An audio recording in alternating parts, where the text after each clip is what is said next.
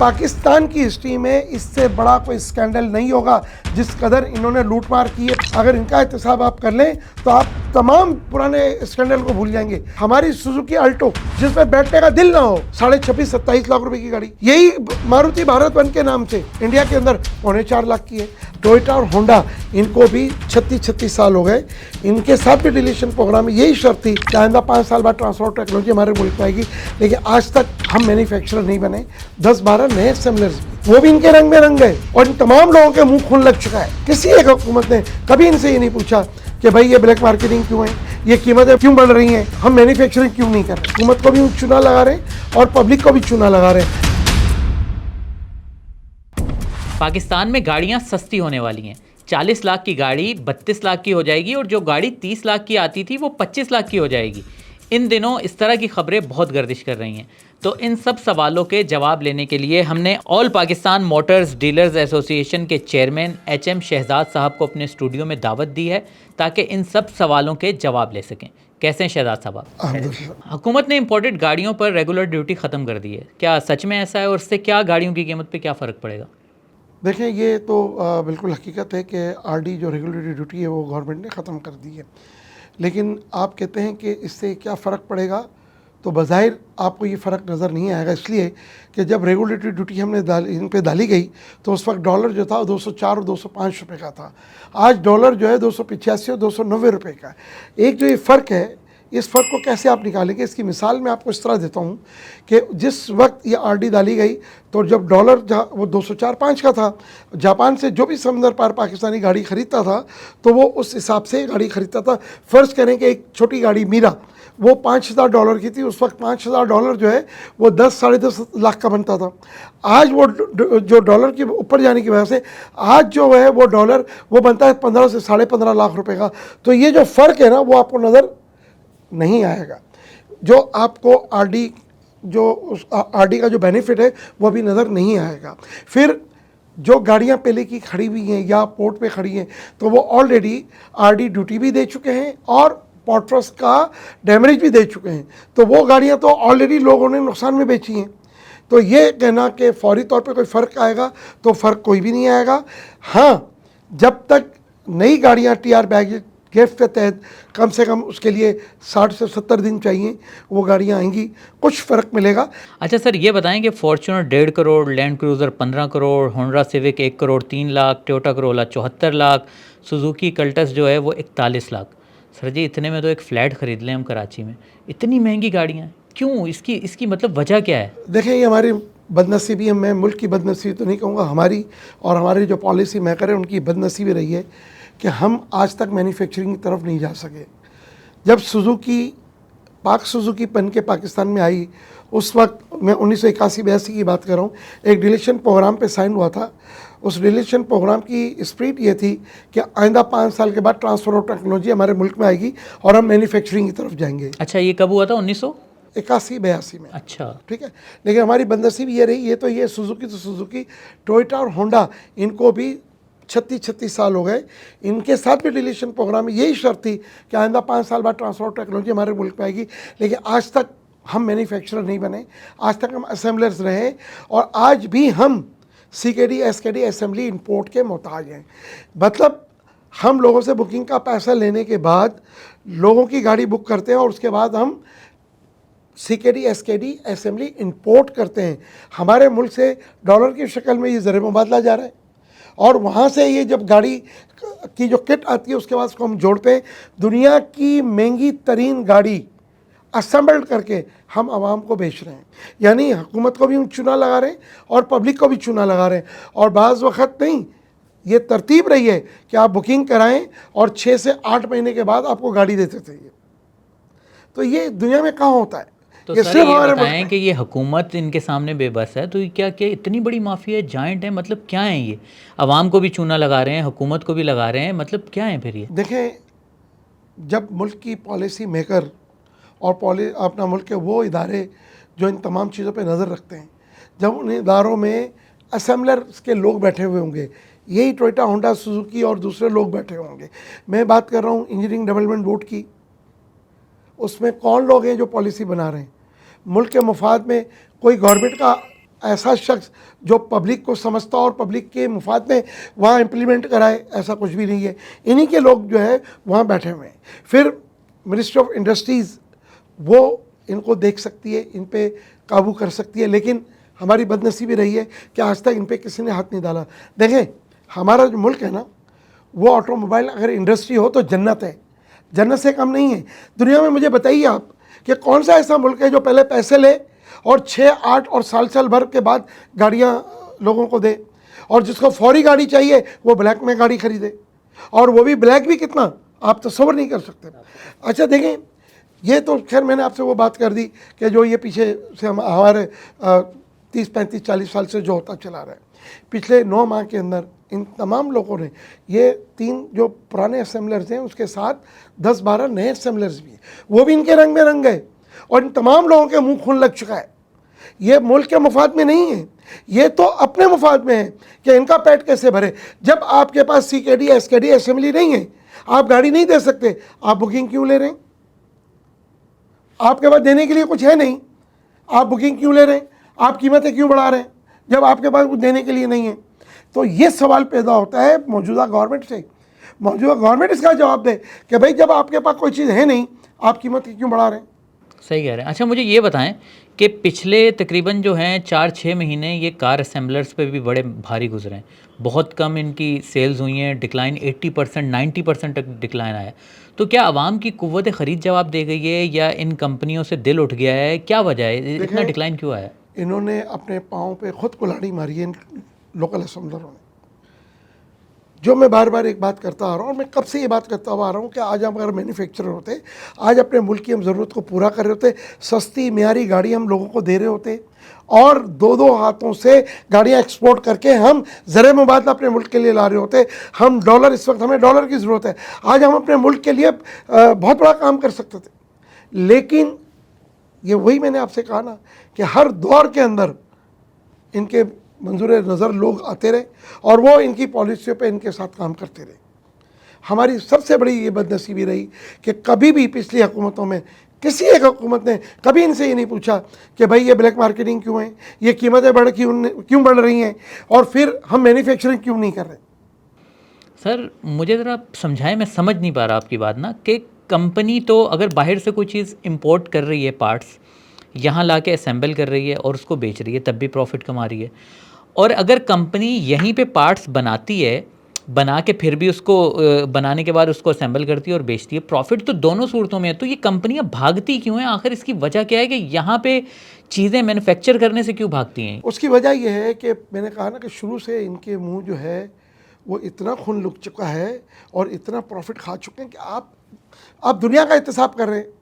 पाकिस्तान की हिस्ट्री में इससे बड़ा कोई स्कैंडल नहीं होगा जिस कदर इन्होंने लूटमार की है पाकिस्तानियों के साथ, और हुकूमत को भी लूटा है इन्होंने। अगर इनका एहतसाब आप कर लें तो आप तमाम पुराने स्कैंडल को भूल जाएंगे, चाहे वो कितने बड़े बड़े आए हों। इन्होंने इस कदर इस मुल्क को लूटा है, इस मुल्क की आवाम को लूटा है, और हुकूमत को भी चूना लगाया है इन्होंने। मैं बार बार एक बात कर रहा हूँ कि हमारे मुल्क की ज़रूरत आज गाड़ी लग्जरी नहीं है, आज गाड़ी नेसेसरी है। जिसके 3-4 बच्चे मियाँ बीवी, वो मोटरसाइकिल पे कैसे जाएगा? आज तक हम एक फ्रेंडली गाड़ी नहीं बना सके, आज तक हम अपना रोड सेफ्टी स्टैंडर्ड वो हम आज तक तय नहीं कर सके। आज तक हमने जितनी भी गाड़ियाँ जो पहले दे चुके हैं या अब बन रही है, वो सब स्टैंडर्ड गाड़ियाँ बन रही है। फिर पिछले हुकूमत के अंदर एक पॉलिसी आई कि भाई अब ये मैन्युफैक्चरिंग की तरफ जाएंगे और एक्सपोर्ट करेंगे। आप कैसे कंपेयर करेंगे दुनिया से? जापान से कैसे करेंगे आप? कोरिया से कैसे करेंगे आप? थाईलैंड से कैसे करेंगे आप? और तो और तुर्की से कैसे करेंगे? इंडिया से कैसे करेंगे? आज देखें ना, हमारी सुजुकी अल्टो जिसमें बैठने का दिल ना हो, 26-27 लाख रुपए की गाड़ी, यही मारुति भारत वन के नाम से इंडिया के अंदर 4.25 लाख की है। अगर उनका रुपया स्ट्रॉन्ग है, मजबूत है, तो 11-12 लाख रुपए बनते हैं।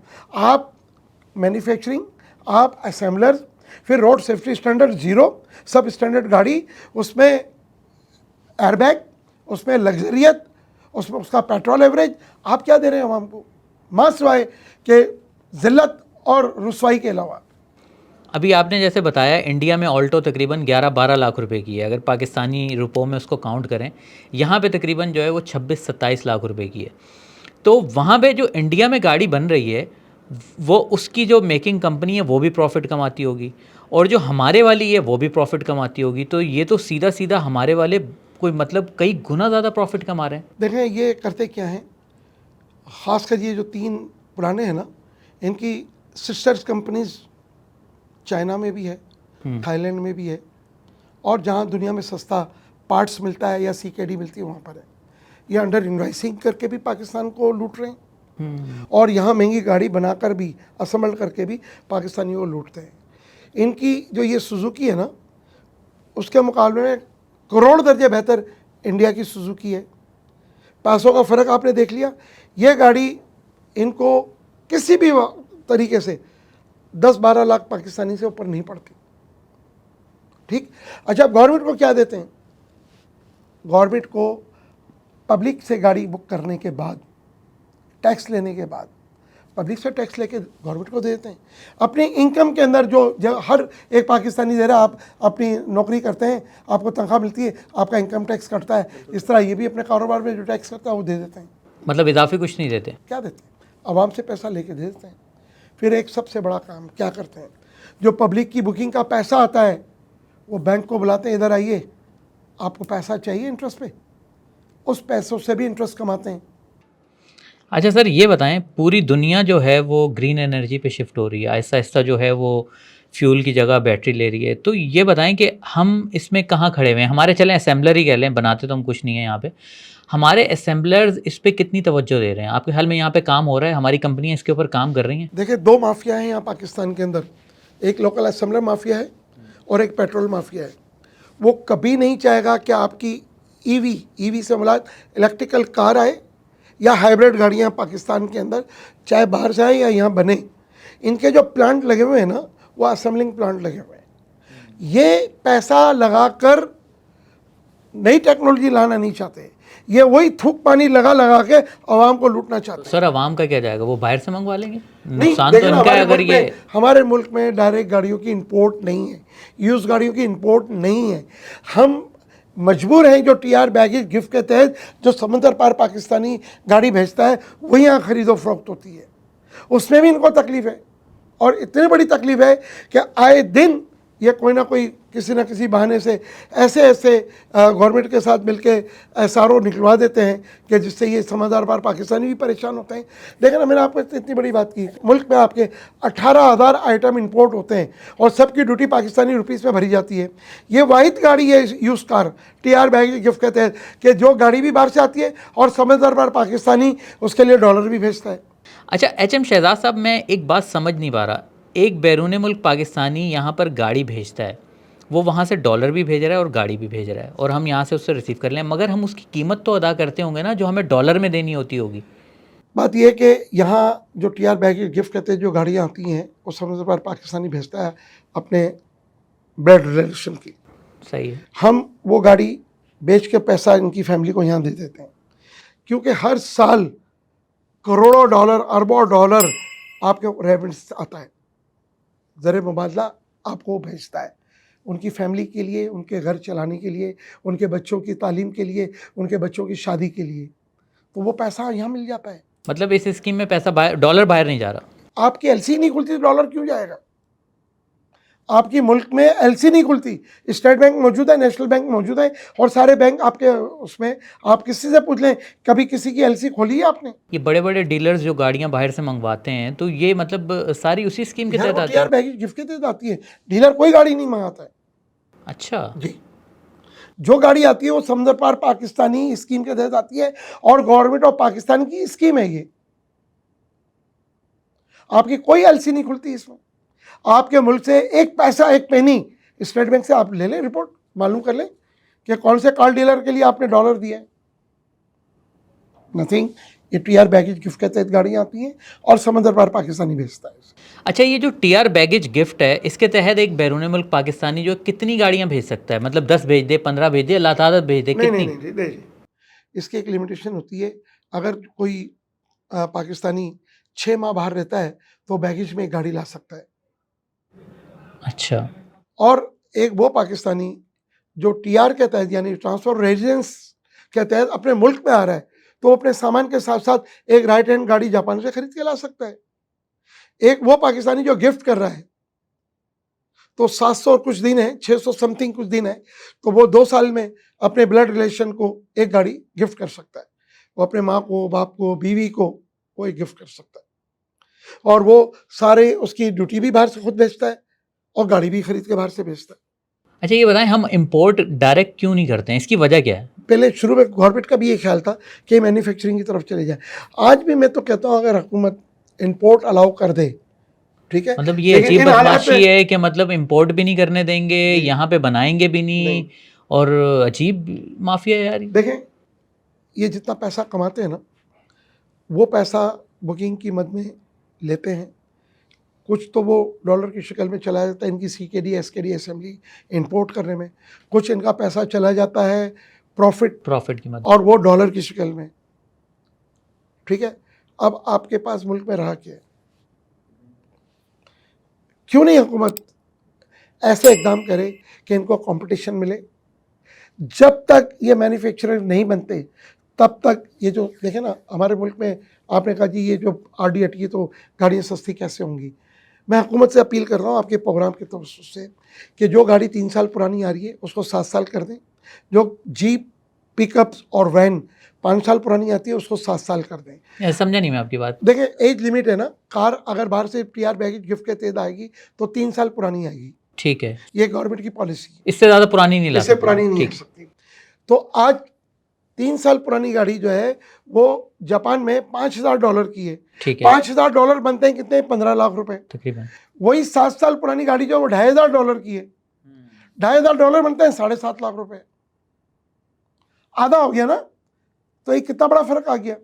और जापान की अपनी चली हुई गाड़ी जो डोमेस्टिक गाड़ी है, वो जापान अपनी आवाम को दुनिया की नंबर 1 गाड़ी देता है, जिसका पेट्रोल एवरेज शानदार, जिसकी रोड सेफ्टी स्टैंडर्ड इतना शानदार कि आप तस्वर नहीं कर सकते। तो मैं आपके प्रोग्राम के तवज्जुह से हुकूमत से अपील करता हूँ कि जनाब हुकूमत पाकिस्तान, वज़ीर आज़म पाकिस्तान, वज़ीर ख़जाना से मैं अपील करता हूँ कि खुदारा इसकी एज लिमिट बढ़ा दे। आपको डॉलर ड्यूटी इतने बड़े पैमाने पर मिलेगी आप तस्वर नहीं कर सकते। आपको मुल्क चलाने के लिए डॉलर की ज़रूरत है, आपको डॉलर कौन दे रहा है? ये स्कीम आपको डॉलर देती है और आवाम को सस्ती, म्यारी और लग्जरी गाड़ी, वो गाड़ी कि जिसके अंदर उसकी फैमिली बैठे तो उसे लगे यार हम गाड़ी में बैठे हैं। आपकी पाकिस्तानी गाड़ी क्या खुदा गाड़ी है? अच्छा सर, मुझे एक मशवरा दें, अगर जिसका बजट है कोई 30, 35, 40 लाख रुपए और उसको वो गाड़ी ख़रीदना चाह रहा है, तो वो बजट का इंतज़ार करे, नई हुकूमत आने का इंतज़ार करे, या अभी गाड़ी ख़रीद ले? देखिए, मैं आपसे कह रहा हूँ कि हुकूमत कल बात मान ले और एक नया SRO निकाल दे, क्योंकि हमारा कल्चर ही SRO का है ना। या पॉलिसी मेंटेन कर दे कि भाई 3 साल की जगह 5 साल या 7 साल पुरानी गाड़ी आएगी, तो फिर उसके बाद 60 दिन के अंदर गाड़ी पाकिस्तान में होगी, कोई भी पाकिस्तानी सस्ती म्यारी इंपोर्टेड गाड़ी ले सकता है। चलें, HM शहजाद साहब, आपका बहुत शुक्रिया, आपने हमें वक्त दिया।